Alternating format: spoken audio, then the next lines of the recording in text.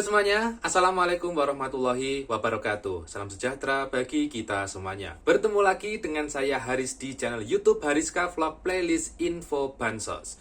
Pada kesempatan kali ini ada hal yang mungkin sudah sering dibahas ya pada channel YouTube ataupun di media sosial yang lain terkait bagaimanakah cara mendaftar untuk bisa mendapatkan bantuan sosial entah itu PKH ataupun BPNT di tahun 2022 ini. Selanjutnya juga ada pertanyaan kira-kira bagaimanakah ya cara untuk menghapus penerima bantuan sosial yang sudah terindikasi sudah mampu atau sudah sejahtera. Nah, pada kesempatan kali ini kedua topik tersebut akan kita bahas secara detail dan mudah-mudahan nanti informasi yang saya berikan pada Anda semua bisa memberikan gambaran ya kira-kira bagaimanakah cara pengusulan untuk mendapat bantuan sosial, berikutnya bagaimanakah cara untuk menghapus penerima bantuan sosial yang sudah tidak layak lagi. Maka dari itu informasi pada video ini nanti Anda simak sampai tuntas ya, agar tidak terjadi kesalahpahaman dan tidak menimbulkan kebingungan yang berkelanjutan.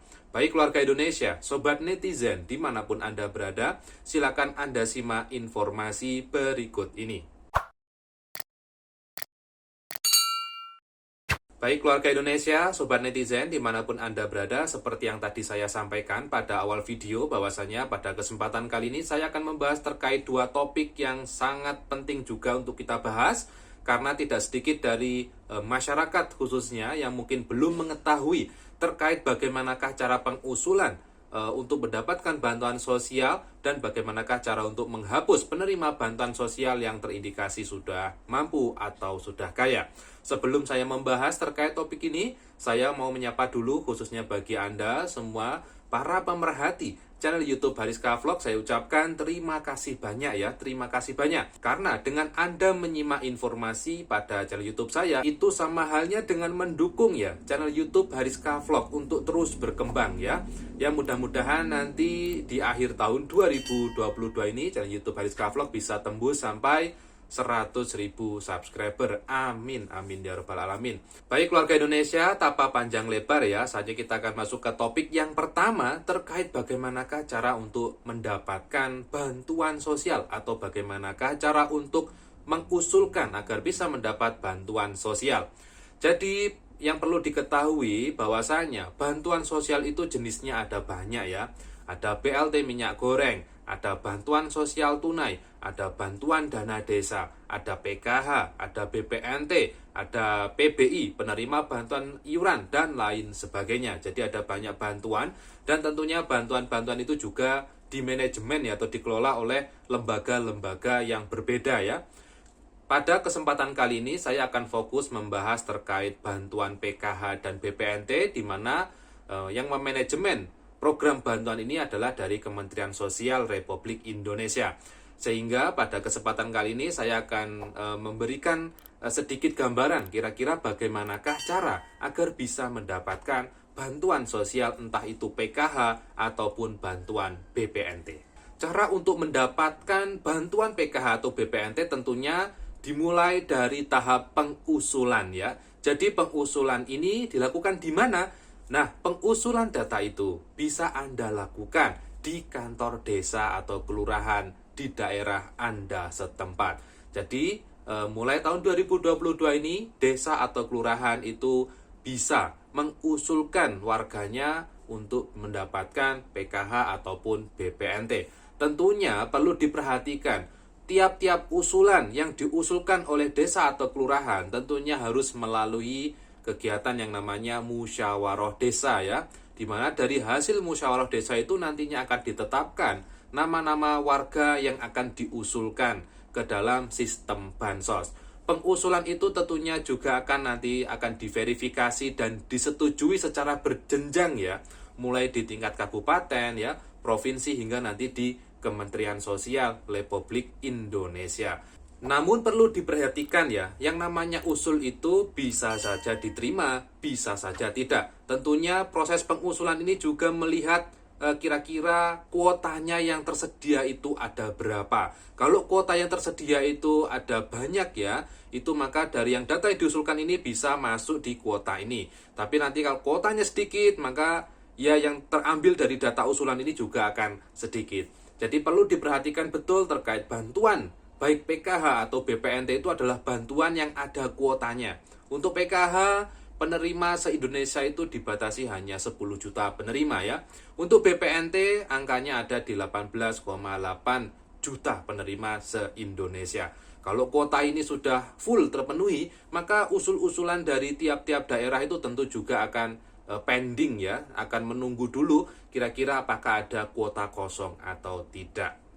Baik, saya kira terkait pengusulan data penerima bansos sudah cukup jelas ya. Pada intinya Anda bisa usul di desa atau kelurahan, namun yang namanya usul itu bisa saja diterima, bisa saja tidak. Jadi tolong jangan terlalu berharap lebih ketika usul. Dan saya berpesan juga, jangan percaya oleh oknum siapapun yang menjanjikan Anda bisa mendapatkan bantuan sosial. Tidak ada yang bisa menjamin Anda itu nanti bisa masuk atau tidak di penerima bansos. Jadi nanti kalau ada yang mendata Anda, entah itu dari warga atau siapa, atau oknum siapa di desa yang menjanjikan, oh nanti Anda bisa mendapatkan ini, jangan dipercaya ya. Semua data itu perlu melalui proses usulan ya. Dan itu perlu juga proses verifikasi dan lain sebagainya. Sehingga ketika Anda usul, anggap saja itu merupakan salah satu upaya ya. Mudah-mudahan nanti kalaupun itu rezeki Anda, bisa Anda peroleh bantuan sosial itu.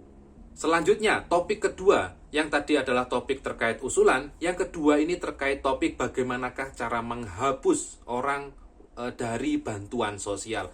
Tentunya kenapa kok itu dihapus, banyak faktor ya. Salah satunya yang banyak terjadi di masyarakat, yaitu penerima bantuan sosial itu sudah tergolong mampu atau sejahtera.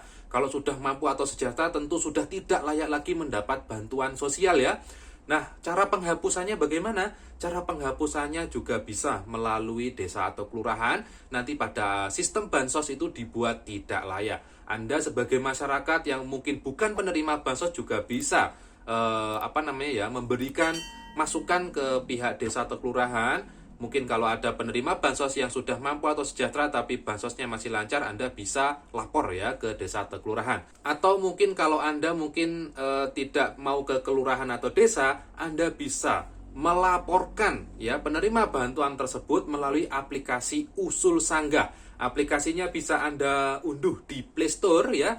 Seperti ini logo aplikasinya. Silakan Anda bisa cek di Google Play Store ya. Di sana sudah tersedia aplikasi itu.